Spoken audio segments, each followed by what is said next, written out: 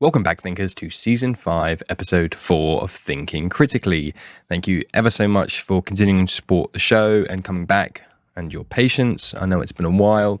2023 has been a wild ride and doesn't seem to be slowing down. I know I say that every episode, but here we are. However, is my way of an apology. This episode is not only fantastic as they all are, but B, a little bit of a bumper episode. You've got several guests. It's a little bit over an hour, so you've got a little bit more meat to get your teeth into with this one. Otherwise, in other news, I shortly will be taking over DM duties for the Dungeons, Dice and Dudes actual play podcast that I was a player in. Our first campaign there has just recently come to a close, and I will be letting our beleaguered DM take a break and have a seat on the other side of the screen for a little while as I run through my Rayandor campaign. Something I've run in various ways before, however this is the first kind of proper formal streamed version. So keep your eyes on all DDND Pod social accounts, follow them on Twitch. I will be tweeting when I start to go live and have to DM on camera in person for the first time in quite some time. Not nervous at all. But otherwise, great group of guys, great group of players. And I can't wait to get back in to the seat in person. Otherwise, that's it for the updates. Let's get on with the show.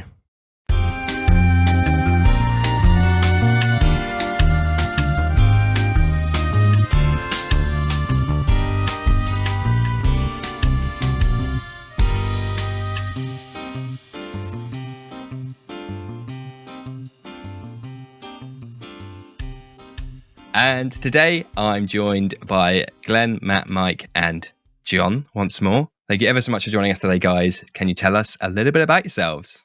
Yeah, hi. Hi, Danilo. Thanks for having me back. My name's John, and the other three reprobates are my lads. Glenn's the eldest, Mike's the second eldest, and Matt's the youngest. I'm a gamer. I love gaming. I love all sorts of games. And yeah, I've been playing since I was 13, and I was 57 this year, so I've been playing a while. DM player, I much prefer to play, but I do like a DM as well. So that's me. Hi, I'm Glenn. I have been a massive fan of high fantasy for quite a long time, and I spent quite a few years as a D&D player, and recently have taken up some DMing stuff as well. Yeah, that's pretty much me. I'm Mike, and D&D was the first game that I fell in love with, and it's thanks to my family. I would say I'm more of a DM than a player, simply because when we were growing up, someone had to do it, and I loved being in the spot where I could create and help tell stories, and all these little storyboards in my head could come out with my friends and family at the table. So that's me. Hi guys, yeah, I'm Matt, and very similar to Mike, I got into D&D and gaming in general pretty much down to my family. I started playing D&D probably when I was about maybe 10, 11 years old. I'm very much firmly a player. I've never really delved into being a DM very much, but I just have way too much fun as a player, so I stick to that. Yeah, and that's about it, really. The rest is history, as they say. Fantastic. I was worried then for a moment we were all just going to be like, I'm forever DM, forever DM, forever DM, forever DM, and I was like, oh, we're going to have sparks are gonna fly. But no, we've got a nice mix, and of course, regular listeners of the show will recognise John from the Ravenloft episode a couple of weeks ago, and of course we met at the Faversham RPG Gaming Festival. Oh God, that's probably a long time ago now. But it does seem a long time ago. Yeah. Time flies. So it's my pleasure to have you back on the show and to bring your whole entourage with you today.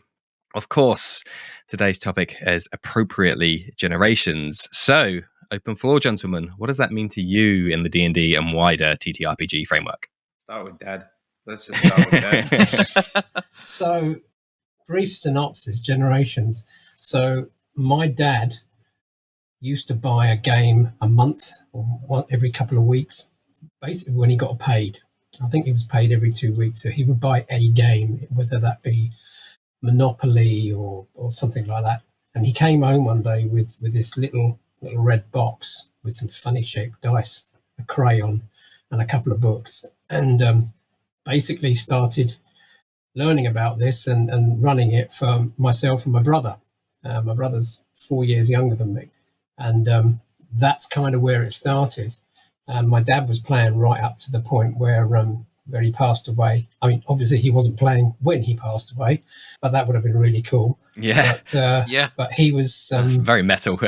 yeah, that is really metal. That's, to be fair, that's the way I want to go. You know, they can take me when they can take the dice from my cold dead fingers. And he was into his early 70s, so that was there. And then obviously I took the game on, and then more Mike and Matt came into it. I started playing with them, and then Glenn, and it's kind of filtered down. And interestingly enough, I only currently game with Matt. Matt's in my regular Wednesday game. Mike obviously is in California, so it's a little bit difficult. But Glenn and I have only ever really done a few sessions together, haven't we? Yeah, only a few, yeah. Yeah, but it's different play styles. My play style is very different to their play style. But it's that generation, so you've got 3 generations here playing the world's oldest role-playing game sort of thing, 50 years old.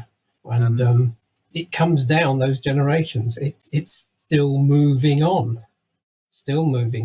I was wondering if I might be able to step in for a sec, Daddy. I find it actually quite interesting how you say that, because certainly from my experience of D&D from when I first started playing, 10, 11 years old up until now, it's very, very interesting for me, because I look back on it and I've kind of experienced a whole variety of different games, editions, and play styles. When I first started sort of sitting in and actually learning about D&D prior to actually playing it, I remember sitting around with you, Dad, Granddad, and effectively, I think it was like the famous Saltmarsh 6 play group that I was watching, and that, I believe, correct me if I'm wrong, Dad, was 2nd edition AD&D. Yeah. So I started with that. I caught the very tail end of 2nd edition. I then started playing, probably, sort of dabbling in scenarios and one-shots at 3rd edition. The majority of my main involvement really started, and I got heavily into it at 3.5. And then obviously as the years went on, 4th edition came out, and then now 5th edition.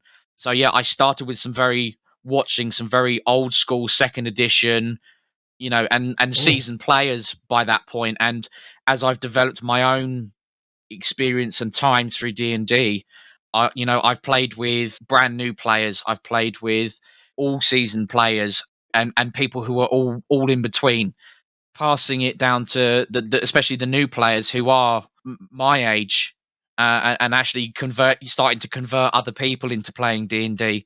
Yeah, it's been quite fascinating to watch. I don't know about you, Glenn, but yeah, that's been my sort of whirlwind ride about it. Yeah, I mean, not really sure how to add to that, really. I suppose thinking about the whole generations thing, yeah, I think the very first D&D game I remember playing was when John was DMing it, and I still remember there was this bit where we were going in this house basically, and we done a bit of looting, and I remember that my character picked up this thing that basically looked like a dagger in a scabbard or in a sheath, and then started drawing this. My character starts drawing this dagger out, and it actually turns out to be a sword. I don't know if you guys remember that as well, but we ended up fighting an elemental in the kitchen. Dude, it's coming like bells. Like I do think I remember something. I think that's probably my first. But go ahead. My first memory of D&D, and then I think the second game I probably did was when Mike was DMing, and we had this sort of like we're at this sort of coastal town type thing. Basically, had to like swim under the town to try and like through the sewage system to try and figure out what was going on there because it was completely deserted. Turns out it was zombies. Of course. As most good stories end up with. Yeah, I know, right? Like, when in doubt, zombies. Just look at Game of Thrones. So the people that have sort of gradually got me into D&D were John and Mikey, and from there we sort of eventually went into the to Mikey's campaign, which was about 4 or 5 years long. Wow. That was a pretty It's awesome technically and still going. Technically, Hasn't found a definitive ending just yet. Although it did end in a good place. Yeah, we had quite a good end game there, didn't we? We sort of started off as low-level drug runners to then overturning a government, which is cool. Yeah, and I think the ultimate pinnacle really actually wasn't anything to do with my character personally, but I think actually the highlight of that sort of campaign was actually my granddad. He had long said that in a D&D game he always wanted his character to ride a dragon. However that turned out to be, he wanted his character to ride a dragon, and he finally got to do that. And by that point, I don't know, he'd been playing D&D for something like 35, nearly 40 years. And he finally managed to do that, and I actually got to play that session with him. So I think that was actually probably the biggest highlight for me from that campaign. Yeah, Harn was a really brilliant character, and I think it's that Pacifist alchemist who had a massive habit of blowing the roof off buildings. Well, Harn's lab was the only building in the universe that had a hinged roof. You just put the roof back onto the house. But the thing is, as well, is like he was always very much this pacifist sort of idea, and oh, it's okay, we can just run away. He makes all these jokes about like hoiking his robes up to leg it, and actually ends up being handier in quite a lot of the fights, quite a lot of the sort of acrobatics and stuff like that. He's playing this sort of elderly alchemist character, and I remember one bit towards the end of Mikey's campaign, or towards the sort of climax, so to speak, of Mikey's campaign, where he literally just pirouettes down this rope like a ballerina, like rolls what is essentially an @20 in second ed money. And the rest of us had gone down this rope, and 3 of us had like completely fallen off it, like, and just gone flat on the floor. I think the rogue got landed on by the fighter who was wearing full plate armor. It's a bit squishy. I love that. He had a hinged roof, as you say, simply because if you create a box and something blows up inside it, if there isn't an outlet for it, it's called a bomb. So he had a hinged roof, and he described himself as no eyebrows with a permanent startled expression. And his character Harn lives on in all our campaigns. Even in my Wednesday group, even when we were running Dragon Heist, a friend of mine was running Dragon Heist, and I was playing. Harn's shop is in Dragon Heist. We've put it in there. So generational. My dad's character is still there. Yeah. So that's nice. That's nice. I've kind of also. I naturally kind of, because my granddad was obviously such a big part of me coming into D&D along with my dad, I've also taken to using his dice as well. So, they always say it's luck of the dice, and I must admit, my dice roll a little bit better, but at the end of the day, they're my granddad's dice, and so I'm just like, you know what? If they're my granddad's dice, my granddad's playing with me, so that's good enough for me. That is the most sentimental I've ever been on the show. We're entering dangerously mushy territory right now for thinking critically. Well, I was just going to say, Danilo, you found out quite a lot from that very short exposition, the character of Harn. Like, you kind of have an idea of who he was and who my granddad was. Yeah, still carries on. Wanted to ride a dragon. He's more useful in every situation, and he never wants to fight anybody. And he's got a shop in a whole different world, and he's still there. So that's generational. That's it's cool, man. So absolutely, it's nothing for me. I'm like first generation D&D player, so I'm it's very much an alien tome to my parents. It may as well be hieroglyphics in some buried temple somewhere. So but that is, I often think that really good player characters, you can see the player within those characters. There is a little bit of a mirror in the best player characters to the person who's playing them. So that is a great way to honor that memory for sure. And I wanted to then ask, in which case, if it's not too presumptuous, any of the three of you planning on continuing that generational trend downstream, as it were? Oh, that's an interesting one, because my youngest daughter actually games with Glenn fairly irregularly. I think you play fairly irregularly, but she actually plays along. Yeah. And my son-in-law, who's with my eldest daughter, he wants to get into D&D. I've run a few games for him, and he quite likes it. But he's training to be an air pilot at the moment, so that kind of takes precedence. Yeah, his daughter's coming up for 2 now. So right. Okay. the girls want to get her into ponies and horses, and we're going to get her into gaming. Well, yeah, mounts exist in D&D. That's what more. It's ponies and horses. Yeah, absolutely. No, I think actually, personally, for me, when I do eventually get around to having kids of my own, then yeah, absolutely, 100% D&D is going to be a topic on the table for sure. Mm-hmm. But I just feel like you're just already like day one. Day one. D&D, you shall. Yeah. As soon as the kid's born, just shove some dice in its hand. Yeah.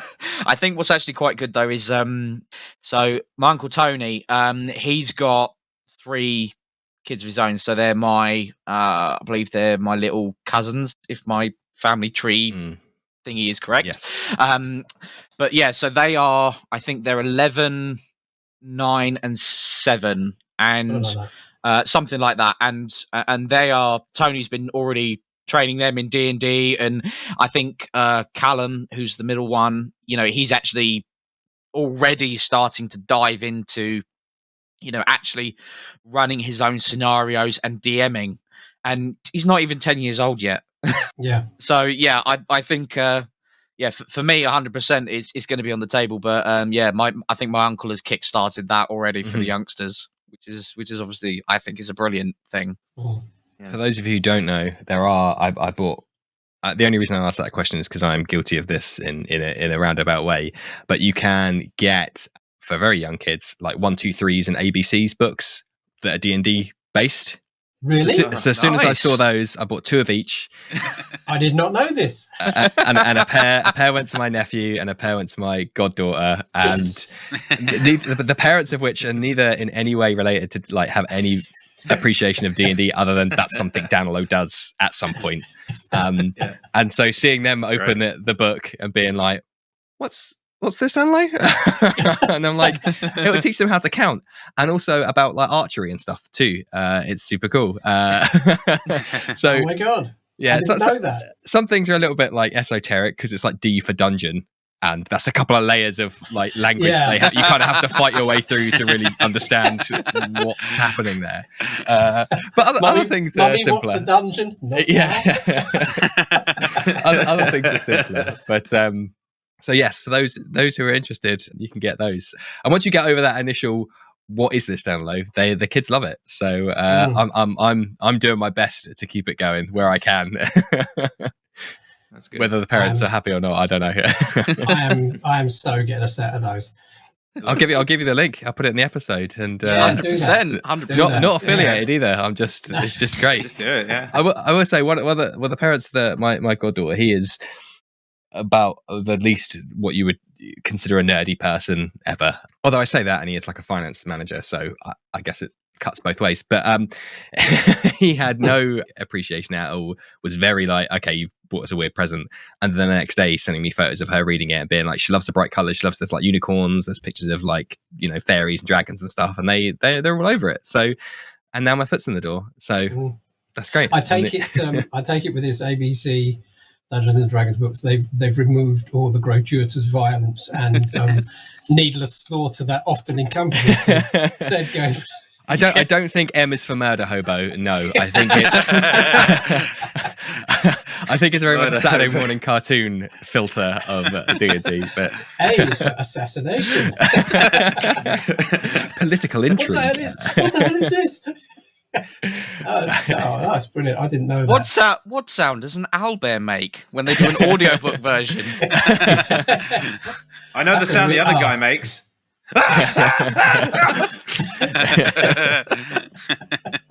That owlbear, though, one of my distinct memories was an owlbear thing.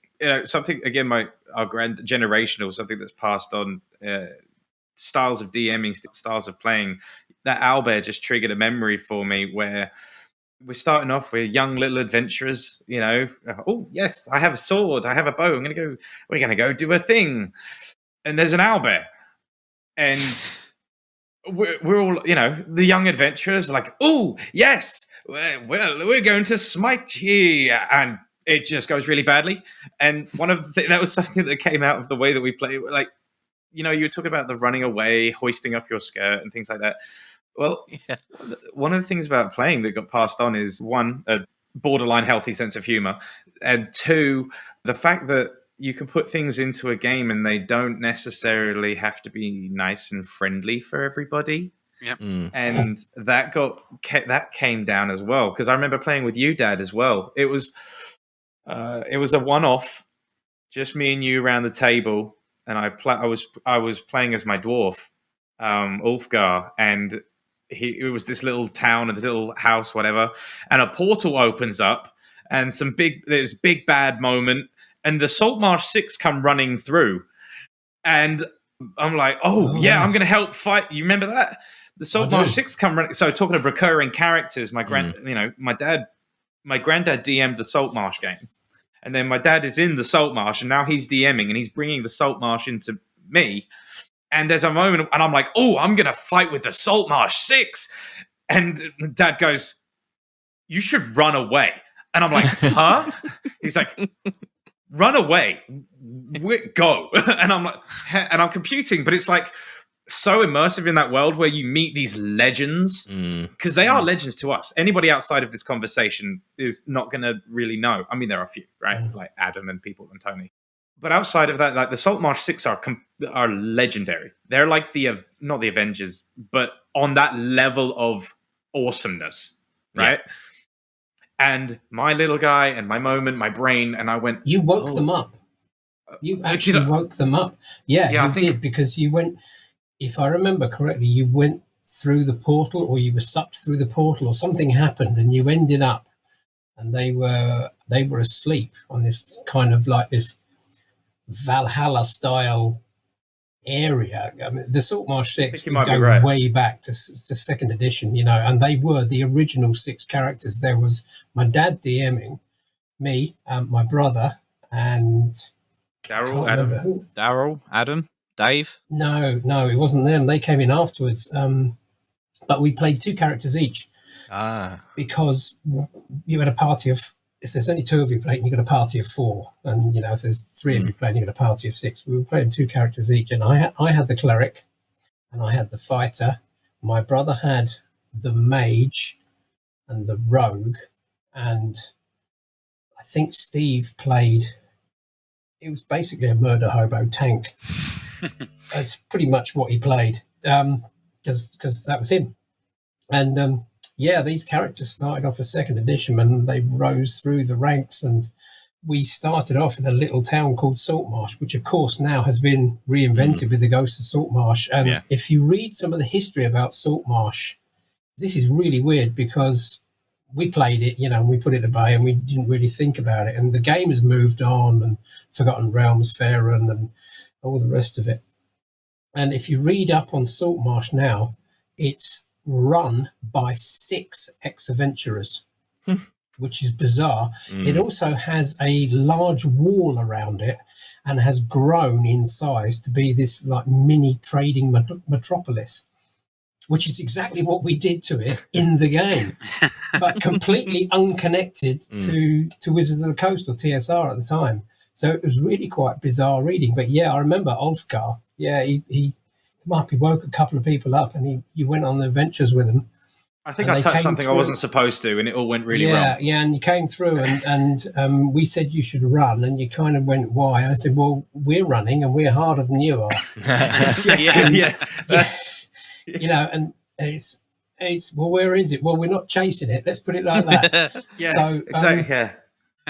Yeah, so that's the generational thing. That's again, three. That word. Could you argue that that's 3 generations in one play session? That is, isn't it? But with, yeah, absolutely. With two people, and that sort of thing, I love that. You know, and obviously what we're here to talk about, and that's perfect example of how that's affected our playing. Yeah, well, we were talking earlier on about play styles. So Matt plays with me in a Wednesday game, and his play style is similar to mine. In one of our games, we actually have a couple of half-orc fighters, which we rolled up separately, you know, as you do. And then we suddenly realised we've got these 2 half-orc fighters that are basically just murder hobo tanks. Yeah. Which we were. So we decided they were going to be brothers. Yep. Yeah, brilliant. And pretty much they don't speak a lot, but what they do say is bastards. So normally, in Orcish, yeah. In Orcish. So we're trying to figure out what the Orcish word for bastard is. And so there's me and my son playing these 2 tanks with the other players, you know, going round us. But Mike's obviously in California, so it is really difficult to game with him regularly. But his campaign, your world that you built, was completely homebrew, and he was playing with Glenn, and obviously Matt was in that as well, but I was never really part of that. I think I've played a few sessions, but I was never really part of that, and it's what they've done. Yet Mike's built all that up as homebrew. Glenn, you've done a lot of homebrew. Yeah. Matt's not done any DMing at all, really. I've done a lot of DMing, but I actually don't like homebrew. Yes, I think you mentioned before. So yeah, I don't. But so you've got 3 boys and what have you that their play styles are, you know, quite polarized. Yeah, I mean, with that you say about the homebrew.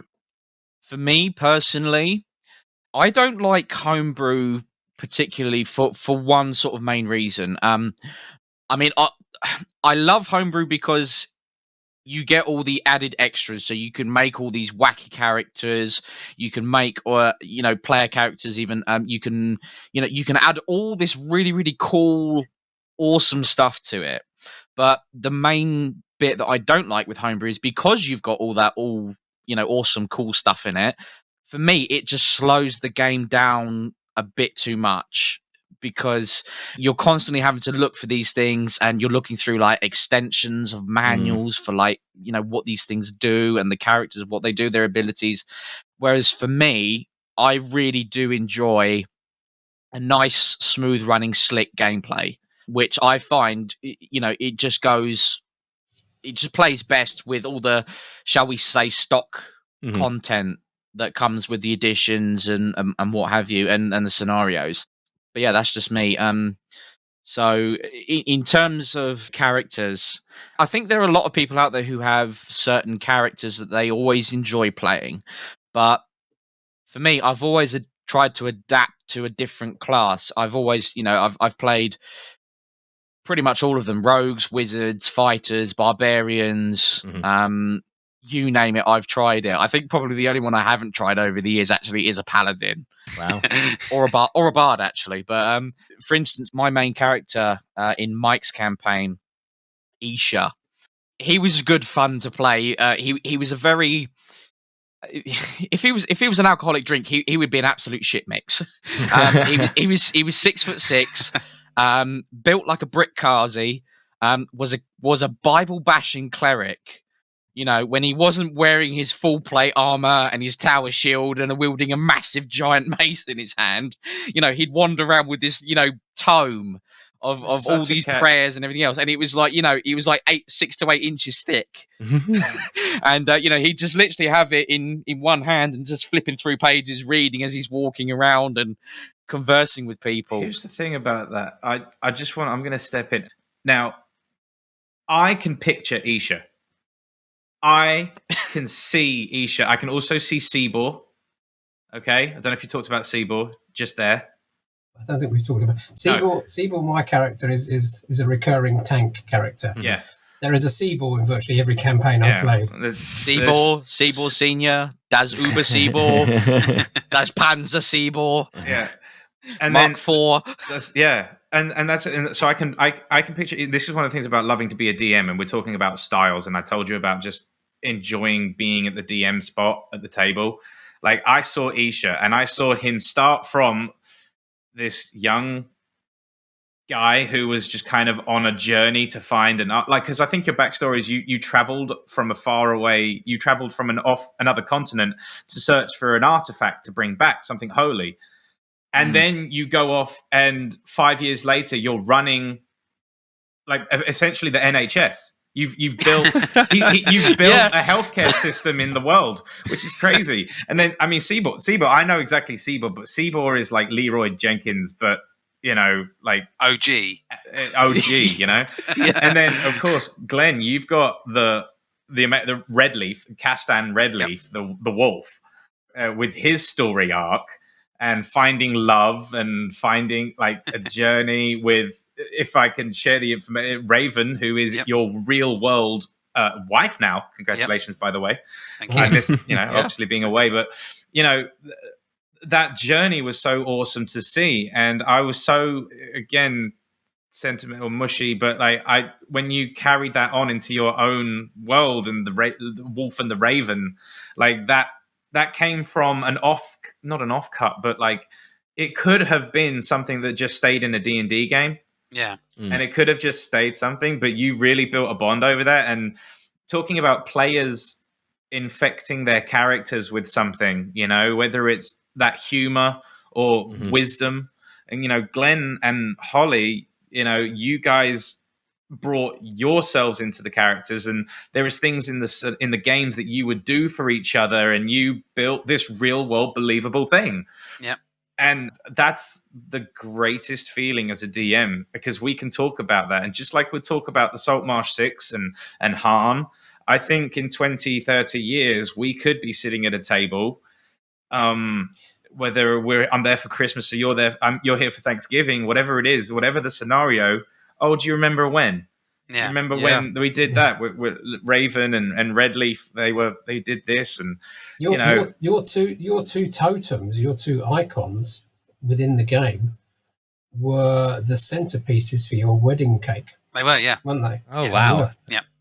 Okay. So I think as well, on the topic of that and with recurring characters and stuff like that, but also I don't know how much of this you might have discussed when you had just my dad on the show down low, but I think also one of the biggest and possibly the best things actually about D&D and in terms of recurring things in D&D, he's got to be the jokes. We've got in jokes that are, obviously unique to us as players, friends, family, parties, gaming parties, and there are still jokes that are coming down from, when my dad and my granddad and my uncle first started playing and in their early years of playing, and we still reference them now. Yeah, generational jokes. Quick generational jokes. Quick fire. Pick one joke each. I'm going to go with the Abyss Donkey. Oh, that's what I was going to say. No. Everyone was thinking the Abyss. When you were saying that, here's what I was. Yeah, everyone was thinking the Abyss Donkey. So just for context, Danilo, I have to explain what the Abyss Donkey is. It is the most fearsome creature that has ever existed. Good. I'd expect nothing less with a name like that. You thought a Tarisk was bad. So we're playing. I mean, the Saltmarsh 6 days. This is second edition AD&D, and there's a party, as you do, you end up saying, "Oh, we've got to go to the 7 planes of hell, and we've got to go to the abyss to fight the bad guy." Yeah, yada yada yada, rhubarb. So anyway, the party's mosey on down the Underdark, fighting off drow and spiders and all the rest of it, and we're going across this lava bridge, this rickety old bridge above this boiling lava pit. Think Shrek when they go to the tower to rescue Fiona. For everybody who's a lot younger watching this, and, think Shrek. Keep going. And Daryl, a friend of mine, he had a druid, and he was in charge, because he's a druid. He was in charge of the animals, so he had the donkeys and all the rest of it. So we're getting halfway across this bridge, and it's starting to fall apart. And we said, "Quick, we need some rope. Maybe we can tie it together and whatever." Where's the rope? Has anybody got? No, we took all our backpacks off, because you don't go into the abyss with a full backpack on. Well, no, of course you wouldn't. No, that would be stupid, wouldn't it? So where are all the backpacks? And they're like, well, they're on the donkey or the donkeys. And we're like, oh, right. Okay, so where are the donkeys? And there was this confused look around the table. And my dad, who was running, went, what did you do with the donkeys? And we're like, well, we didn't. We've still got them with us. So we're the only party probably in existence that has taken our pack mules to the 7 planes of hell. and we were struggling to get this rope off this donkey, and the donkey has fallen through. Oh no! Fallen through the bridge. So Daryl the druid is hanging onto the halter of this donkey. Don't you die on me! Yeah, exactly, don't die on me. And the donkey's gone down, and he's gone through the bridge, and he's hanging on, and we're hanging on to him, and all our kit, all our goodies are on the donkey. So what do we say? Pass us the donkey. We need to save the donkey. And Daryl's druid's gone, fuck the donkey. Pull me up. And then we pull this up, and we've got this, and this is why we have an abyss donkey. It basically stands in a field all on its own. It's retired now, with mad staring eyes and a 1,000-yard stare and a really, really bad twitch. And that is the story of the abyss donkey. Yeah. I can imagine if you take a creature like that to the 7 layers of hell, they're either going to be nonplussed and like, oh, this is just another day at the beach, or exactly. why am I here? This is not a meadow. It's just the donkey, and it's the stare, and it just like standing in a field. We all see it. Yeah, I remember talking when Paul first told me about that. Told me that story, and I think one of the main comments that came out of him was, by the time they came out the other end, the donkey was harder than the rest of the party. It was. Yeah, infinite hit dice. It's the only donkey in the D&D universe that is 30th level.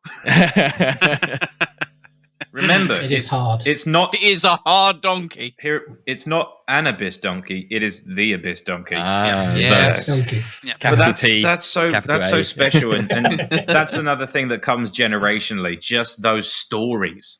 Yeah. The story, because we all thought of the abyss donkey.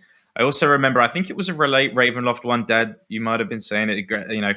There was a witch or something in the castle, and you were barricading the door, and it all got a bit Scooby-Doo because you run around one door and it got like, then, you're barricading the door, and then the witch was in the room with you, and then you had to unbarricade the door, barricade. like panic, and you had to unbarricade, and you were like, Hand me that chair. Here you go. Yeah. And the witch handed him the chair, and you go, like, ruh-roh,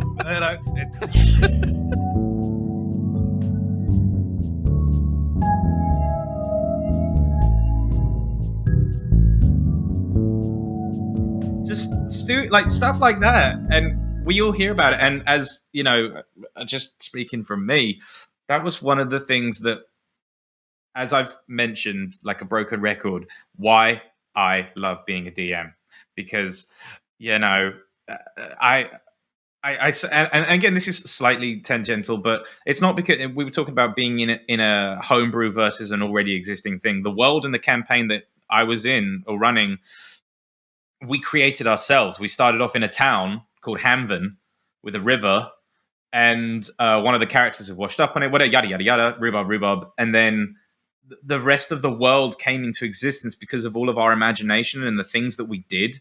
The world didn't already exist. I mean, I had an idea in my head, right? Because I was like, oh, it's not high fantasy, kind of low medium fantasy. Like one of the rules was that dragons were actually not around anymore because it was kind of an age where like there had been a war and the giants of dragons. There was this thing, right? And it was part of. I had a lore, but everything came from those guys, and that's part of where the dragon, the great white dragon Isaiah, Ithias, the white dragon, and Harn rode it into battle to fight against the seven cities, and that didn't exist until after we did things. And the building of New Eden, which was this rebel kind of government that is up for the people, and what happened, and there was a point where we actually kind of got really in depth and we started thinking about like taxes, and it got like a bit meta, but it was kind of cool because the characters were like, oh yeah, well we want to go and do this. I was like, well, where are you going to get the money? What's going to happen? Well, we're going to train the troops. How are you going to afford that? Where are you going to get the swords? Things like that. That's what we did. But anyway, fast forward.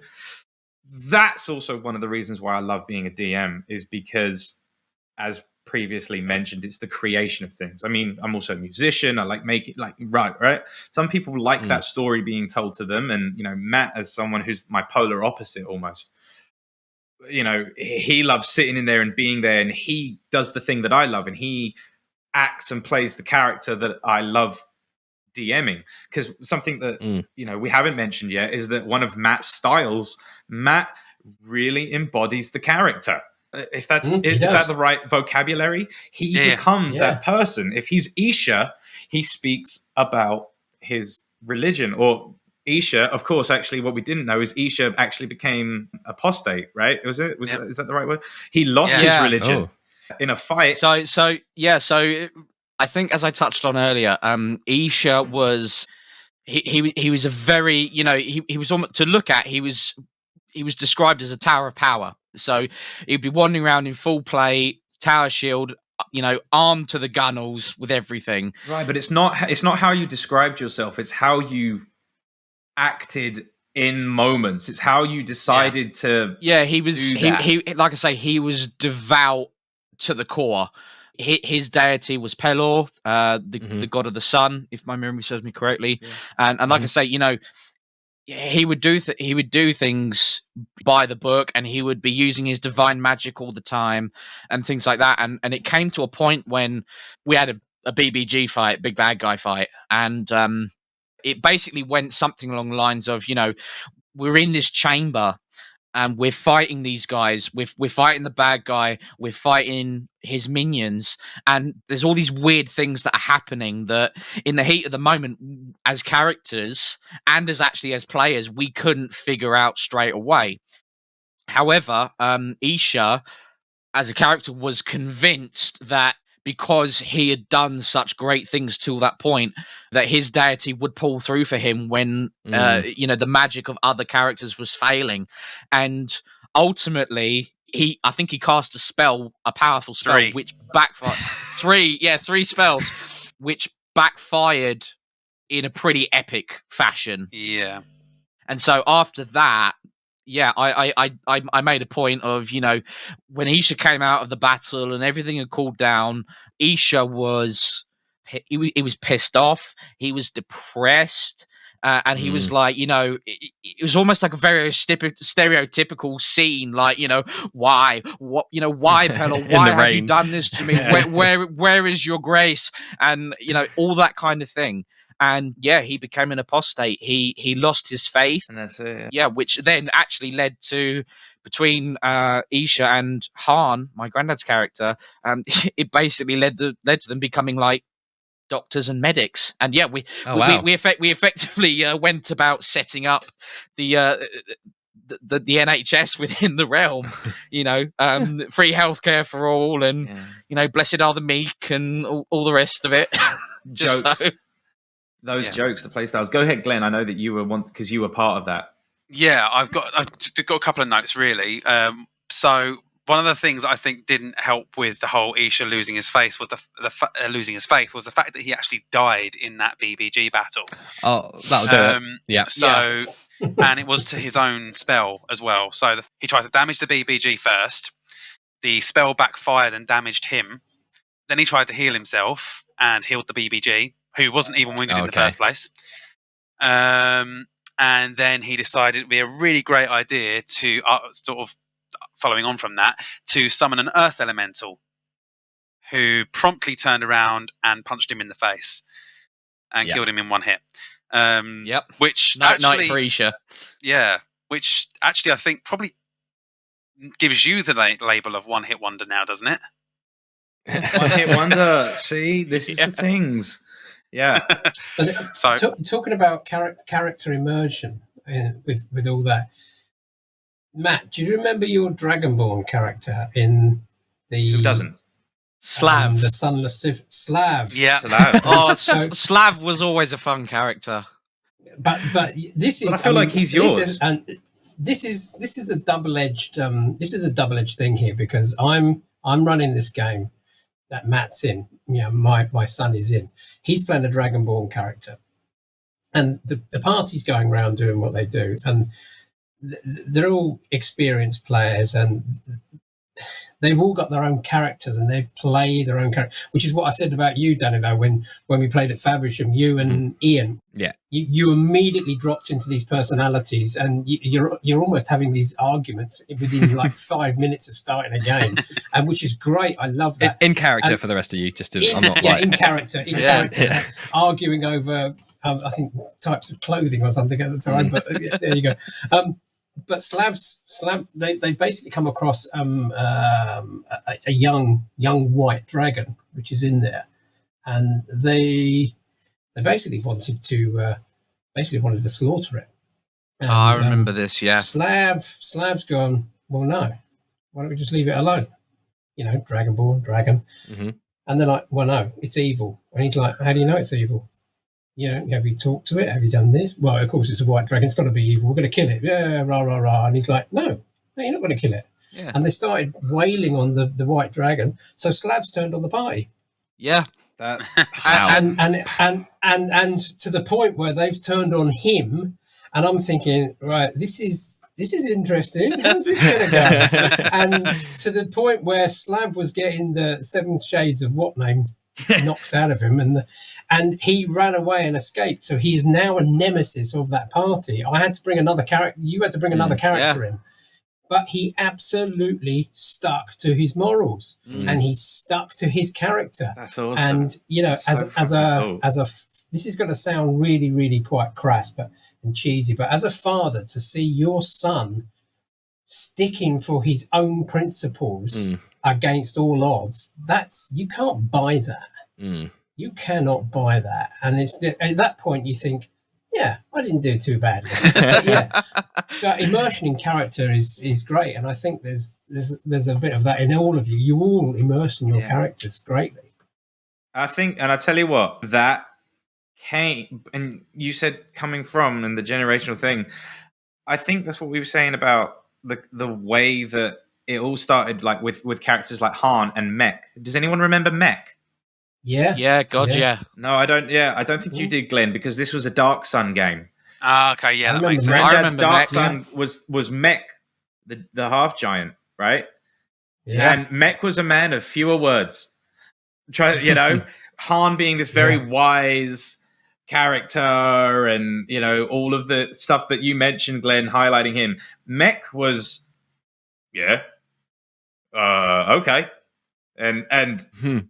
Oh, that guy. Oh, yeah. And things. And that came down to Dad and Tony, I think, Uncle Tony. And seeing that came down to us. And Matt, go ahead, finish your thing. I just saw that poetry, and I just wanted to comment on it. The tapestry. Yeah, no, absolutely. And building these characters, across campaigns and scenarios, or however long these things run for, I mean, really, all I was going to add to that bit for what Dad was saying with the young white dragon was what made it even more entertaining. I think actually was Slav. I've had some pretty weird and wonderful characters, but I've also had some vanilla ones. And Slav was definitely a lot more unique because he was a Dragonborn, which obviously was introduced in 5th edition. Mm-hmm. But when I first looked at ever playing a Dragonborn and I got my hands on the handbook for 5th edition, I made Slav as one of my first characters, and he was a Dragonborn. He was 7'6". He was gargantuanly tall, even for a Dragonborn. He weighed almost like a shade under 200 kilos. If he ran at you, he, in real life, he would just flatten you against the wall, and you would never see the light of day. So I made a point, and with Slav, I made him to be quite menacing. One of the things that I made with him was because he was Dragonborn, and obviously dragons, they breathe fire, they roar, and I actually made a point Slav as an he would make an intimidation roll to his opponent, and he would roar. And the way I would describe it, maybe this is something that maybe a lot of younger folks may not necessarily know, but if you've ever watched the film Predator, and how the Predator goes hand-to-hand combat with Arnold Schwarzenegger in it, it was a bit like a Predator roar. It was deafening. It was ear-splitting, and so we all felt that. When you've got this gargantuan character going against his own party, admittedly, due to the luck of the dice, they did beat the crap out of him. But there was 3 of them. There was one of you, but that's the thing. He's 7'6". Dragonborn, blah blah. He only does one thing, You just wind him up and point him, and off he goes. And he comes back a few minutes later, going, "Yeah, it's all done." But he was then at that particular point highly principled. Highly principled, and that was it. I've just got a couple of notes on the whole generational thing just to come back to. Thank goodness. So sorry, it sort of came into mind, and when you guys were talking about Matt really getting into his character as well, it sort of reminded me about how sort of our attitudes towards gaming as well sort of come down from previous generations. So like looking at like Paul was when he was playing Harn was always sort of that, running away is never shameful and all this sort of stuff. And I'm pretty sure John has John mentioning earlier, like, you can run away, this sort of thing. And then it comes down to running. You should run. And I remember I sort of sat in on a game with Mikey, John, Matt and Paul. This was ages ago now, where you guys are playing a bit of Ravenloft, I think, and you've gone into this big manor house shortly after taking the piss out of a drawing of a statue that you guys said looked like a chicken when it was supposed to be a dragon. Oh God, yeah. And then Matt goes into one of the side rooms to investigate on his own. I know where this is going. And he's sort of investigating the room, and he comes to this fireplace. He's like, "Oh, that's a really interesting fireplace." Sort of looks at the engravings and stuff on it and all that. And then the fireplace sort of spontaneously combusts. And he's sort of like, "Huh." There's a fire elemental in there. And it takes the form of a big old fire dragon. And Matt's character sort of looks up at it and goes, "Huh." And he goes, "Right, roll initiative." Okay, roll initiative. I get the higher roll. Brilliant. Okay, what do you do? I walk out the room. Yep. And then close the door. Shut the door behind me. That's a joke. That's a joke. End of encounter. And that's it. That's done. Yeah. Right, rip that up. That's gone. And I remember Mikey in just absolute floods of tears laughing. And it was just you could see the sort of the connection there between sort of Paul's play style and Matt's. But it was less a hoik up your skirt and run sort of thing. It was more of a, I'm just going to walk out the room. It was a nonchalant walk out the room, and I shut the door behind me, and I'm like, The thing there, that generational thing, like it's, and the thing is, the jokes, they aren't even in D&D sometimes. Sometimes they'll come up in our conversation. Which is, it's like, obviously, the most famous Dungeons & Dragons question is, what do you do? I shut the door. Yeah. You know what I mean? Like it came through. We were told that was okay. You don't have to do everything, and Yep. that came down to it. I mean, have you got something like that runs through your campaign, Danilo? I mean, you must have. Oh, yeah, many. I'm just thinking of that, and I've just got this image in my head of them shutting the door behind, and the rest of the party being like, "Did you find anything good in there?" No, yeah, Nope. I wouldn't. That Don't need happens. to go in there. Yeah. Probably just leave that room. Yeah. That happens. I think one of the other famous question that has popped up in all of our D&D sessions is, does it jingle? Does it jingle? Yeah. Does it jingle? Does it jingle? And there was the flow chart. Does it jingle? No. Go find something else and kill it. Does it jingle? Yes. Like all these things. It's great. Can you kill it? Yes. Kill it. Yeah, is it moving? Yeah. So that duct tape or WD-40 Yes, it's flow exactly chart. that. Like, does it move jingle? when it shouldn't do? Find something else. That's the standard engineer's flowchart. Does Yeah. it move? Yes. Is Yeah. it meant to? No. Is it And then supposed to? Yeah. with Glenn, I feel like we haven't touched on you. So like we kind of got an idea of like Dad's playing and then Matt's playing. But Glenn, like you as a character, obviously I have this fond memory of like Castan and playing. That was you as a player, but you've done more as a DM recently.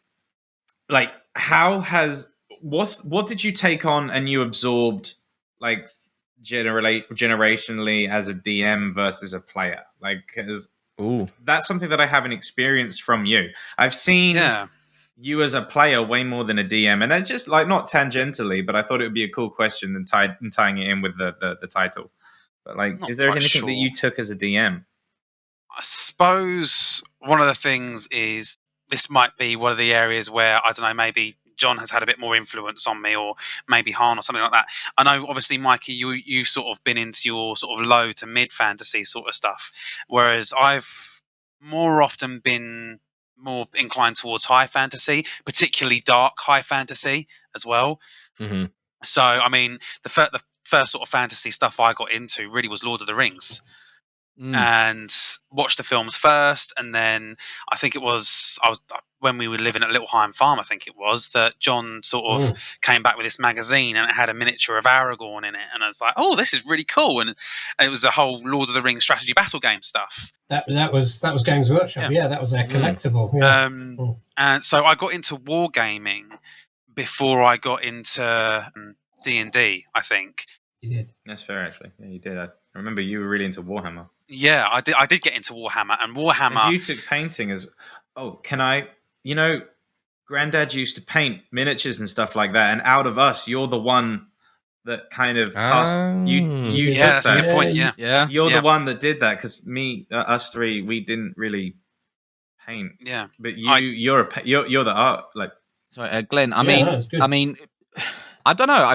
I don't think I've ever asked you this question before, Glenn, but if you remember, Grandad used to not only paint miniatures, but he'd be making his own tabletop terrain as well.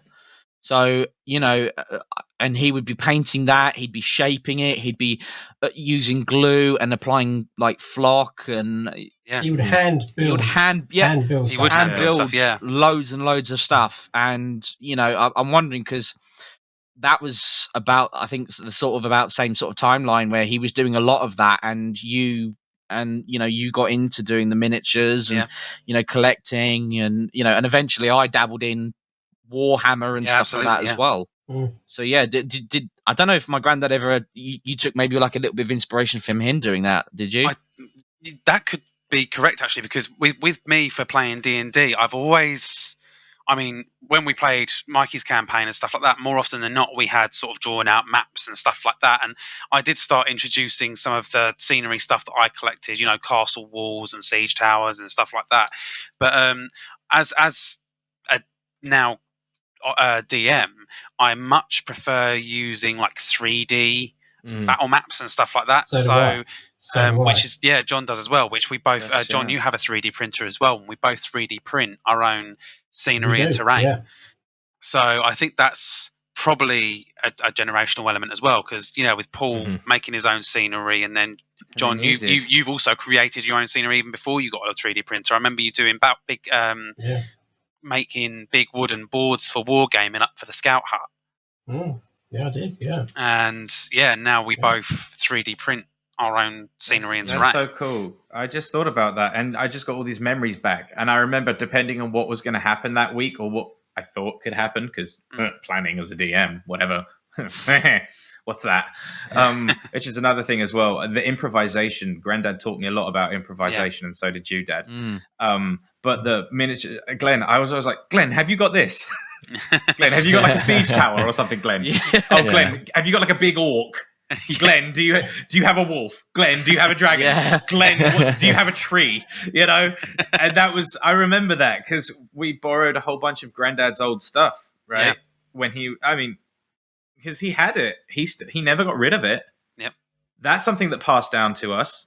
Yep, using things and the verse. Like my granddad was great because he shared that miniature stuff, but he also told me that you can run a game with just a set of dice, a piece of paper, and just the two of you. Like he said, you know, you especially, Dad, like me and you having that one-on-one.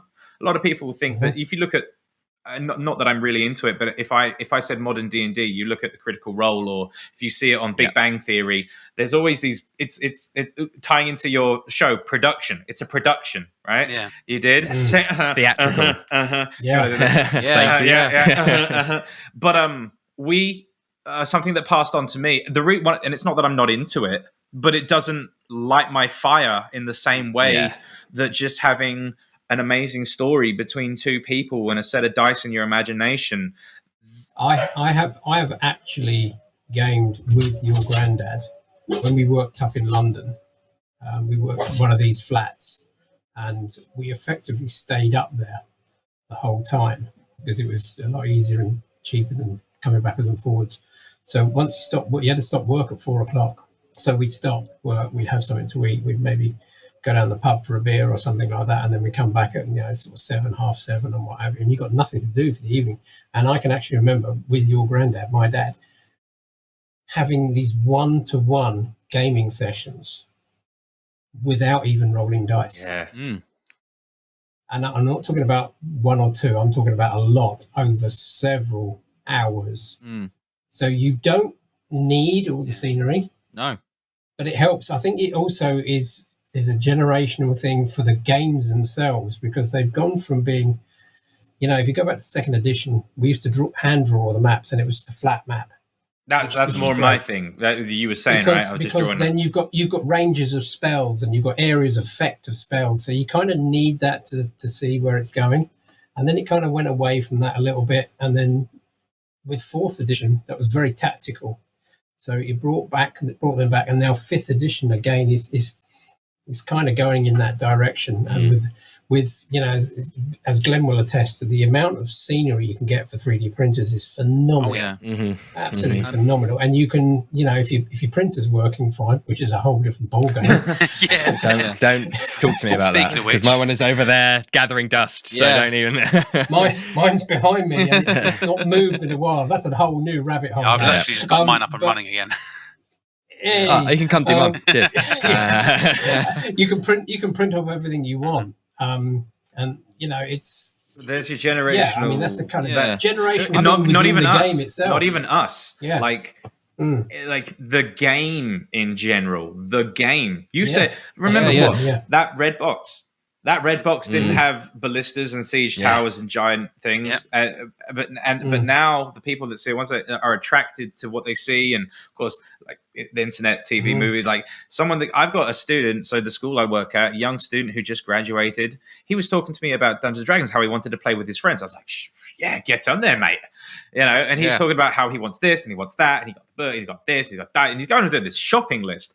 And I'm like, God, my brain just, not that I of course he's great, and not that I thought, you don't need that in a derogatory or a shameful way, but I was not taught that. I was like, you don't need all that, you just get your paper, your pencil, your dice, and use everything else. And I just thought about that, and there's not even a big generational gap between me and him. He's only 10 years my junior. Yeah, so I mean, kind of connecting in with what you were saying, and obviously the topic of generations. I want to put a slightly different spin on this bit that I'm about to say, because I think this was actually quite, as part of my D&D career, I thought this was actually quite poignant. But when Elder Scrolls Skyrim came out, Yeah. we're talking back. I mean, I think it was 2011 it was released.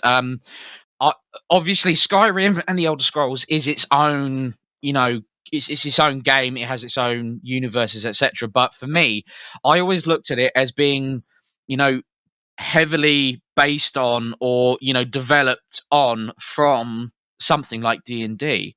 And what I actually noticed when that game came out, and subsequently in like the couple of years after that, everybody was sitting there like who had no interest in fantasy whatsoever, or D&D or anything that's like totally that. fair. Never heard of it before.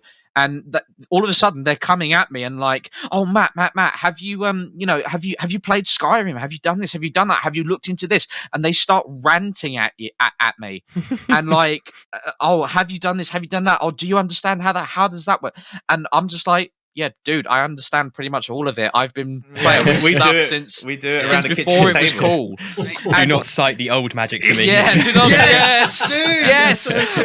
But the thing was, it genuinely shocked me as to how much influence something like that had. And then all of a sudden, like I say, in the years following that, 2012, 2013 and beyond, there just seemed to be it kind of, I think personally for me, I think it kind of kick-started like, that sort of new wave of players coming think that's a coming far in cry. and actually to the fantasy genre, and learning about not only Elder Scrolls, but then what came after it, Dungeons and Dragons. And then I noticed all these little things like they played Skyrim, they played so many hours of Skyrim, Watched they Game got of the Thrones. characters. They started watching Thrones. Game of Thrones. People started watching Lord of the Rings. People started, actually looking at the Dungeons and Dragons movies. Mhm. Have you seen this? Have you heard God about forbid. this? Or Yeah. I watched this the other day. It was awesome. And my response was the same. Not the first D&D movie. That wasn't awesome. No, that's what I'm Well, saying. Yeah. I suppose. Yeah, there's been many iterations of the D&D movie. I don't know. suppose, but That's enough fantasy for me. cheese. Yeah. But yeah, I think that was really interesting to experience it firsthand as a youngster myself, and as a teenager myself, and people of my age all of a sudden have just got this wave of people coming in and actually being exposed to it. I think that was pretty awesome. And then you find that we're the old guard. You find that I try and not be like the quote unquote gatekeeper. You know what I mean? It's like, oh, well, you weren't there when, whatever. But sorry, Glenn, go ahead.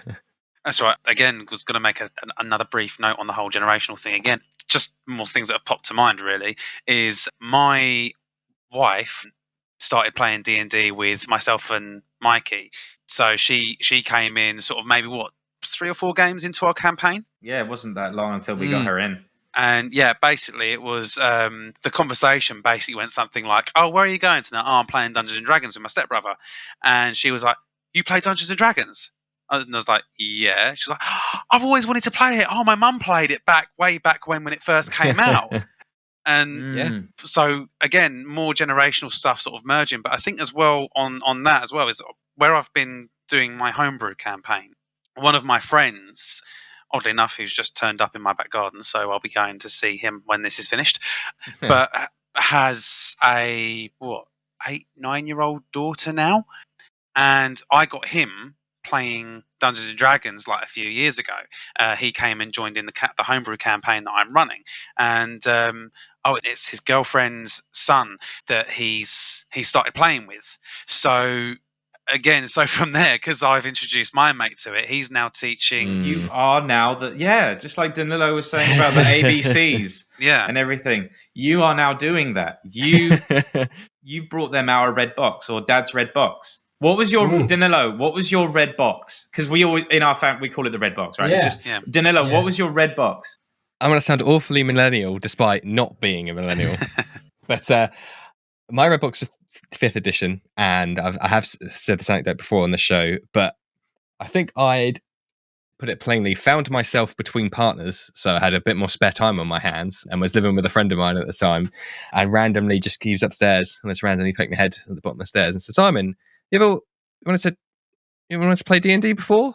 And his head pokes around the top of the stairs. And he was like, "Hell yeah! Do you want to, like, are we starting tomorrow? Like, when are we playing?" Let's do this. And I still play in. I'm about to start DMing the game that we play together now, and that was like 7-8 years ago, and we still play now to this day. Cool, man. That's cool. Yeah.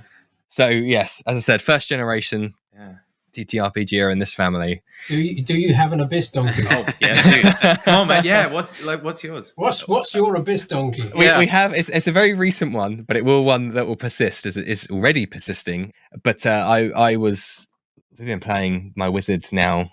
Must have been 3 years. As time is fast, and I've been building up to this nice build, and his whole thing was like risk averse, because I'm risk averse, mirroring on to the whole your characters are a mirror of yourselves kind of thing. So it's always blink, mage armor, mirror image, magic missile. I don't want to roll any dice. I just want to be safe and deal damage.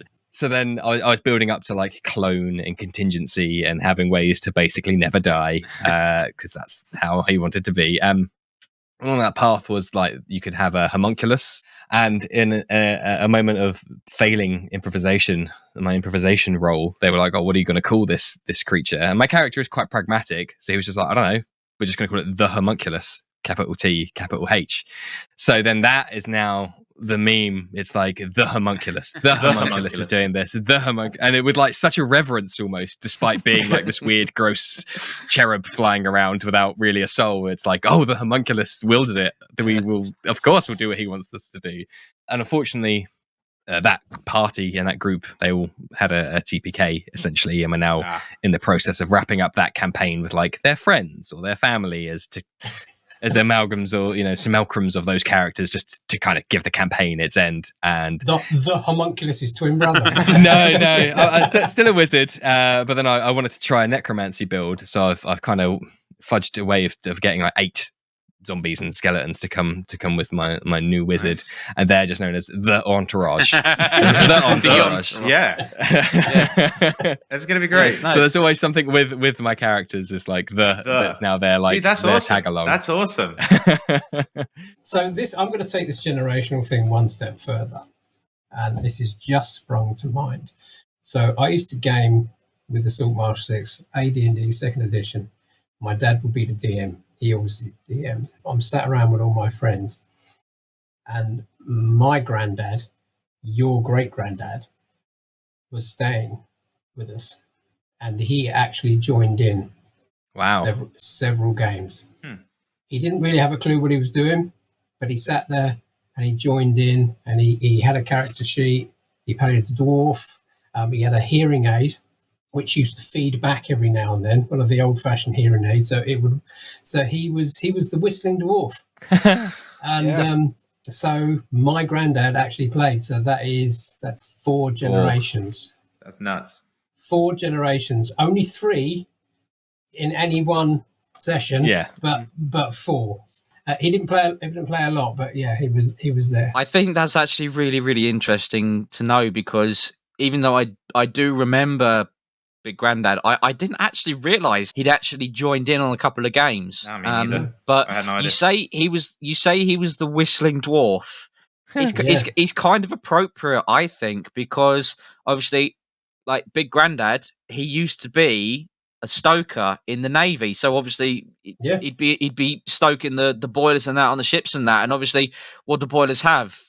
Safety valves, and they safety valves whistle. It's kind of cool.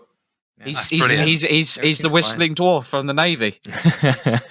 So 4 generations there. 4 generations, and with the Dungeons and Dragons ABC book, my granddaughter will become part of our little plan. Excellent. It's coming the master together. plan. Yes. A plan to take over the world. Never ending. Well, I can't think there, to be honest, of a better place to end it on this topic of generations. Oh, here we go. No, There's always one. I just wanted to say one more thing that my granddad said. and I wanted to save it till the end because it is something that I think is a great way to end. He said you don't beat D&D. But if you're still talking about it years and years and years later, then you've won. And it was just something that I thought that we're doing right now and you're sharing. And I just wanted to make sure that that was kind of at the end. And you're right. It's a perfect way to end. Thank you, Danilo. I'll let you go back. Sorry. No. All I wanted to say is obviously I've done this show for a long relative time in the world of content creation. I've had several guests and people from all sorts of walks of life and different levels of experience and whatnot, but never once have I had the opportunity to host kind of this familial thing. And I'm so stoked to be, to have been able to facilitate such an awesome kind of sincere life history for you guys is fantastic. Like I'll feel myself getting a little bit emotional. I never once thought when I started doing the show would I ever be being able to kind of go on this journey with people such as yourselves and have such a storied history and so many anecdotes and stuff. Is fantastic. So yeah, all I can say is that's such a great way to end the show. Thank you all for coming on and sharing. I would say, is there anything you want to shout to high heavens, promote, share with everybody? Don't let the drummer talk. Don't let the drummer talk. I have started. I've got a little Instagram page. Little Instagram page.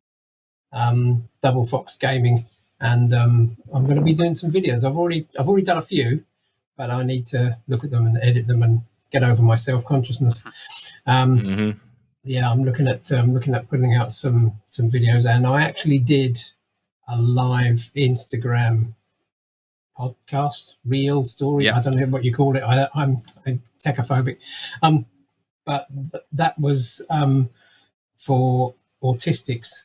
Oh, amazing! ADHD and their connection with gaming and why they game. And what they get from it. So yeah, I'm working on a little something. So watch this space. Maybe I'll interview you, Danilo. I'd love happily, please.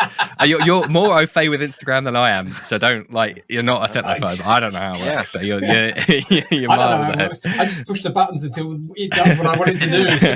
I mean, I don't have really an awful lot to add, but I mean, actually, funny you should say that, Dad, because you say about autistics and ADHD. I am actually high functioning autistic. That would be a very interesting thing to look at. For anybody who's watching this, if you haven't come across D&D or you're thinking about getting into D&D, 100% do it, because you will have, if you've got a good DM, you will and good friends, or even just a good group, even if they're not your friends, but you will have a brilliant laugh. It's a great way to let loose, and honestly, I think you will have nothing but a good times and good memories out of it. It is 100% worth playing, and as we've discussed, it will for a lot of people carry on through the generations. So 100%. Go out and find the homunculus that fits your your homunculus, man. Your homunculus. Find your homunculus is going to be on a poster in my bathroom. Have you seen this homunculus? Can you even spell homunculus? Oh, that's and thank you, Danilo, for having us on. This has been really cool. Thank you.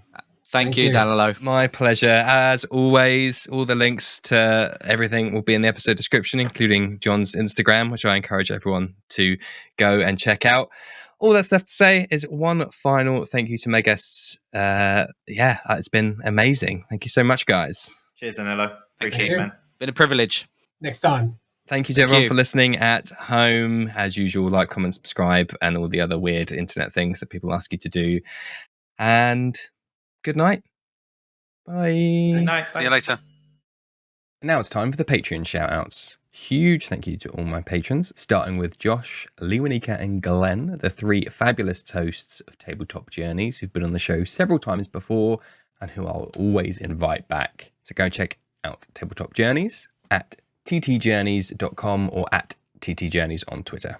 We also have Joe from the Fourth Leg podcast all about giving DMs another leg to stand on. Again, previous guests of the show, and I'd thoroughly encourage you to go and check out their great content. So you can find them at the Fourth Leg on Twitter.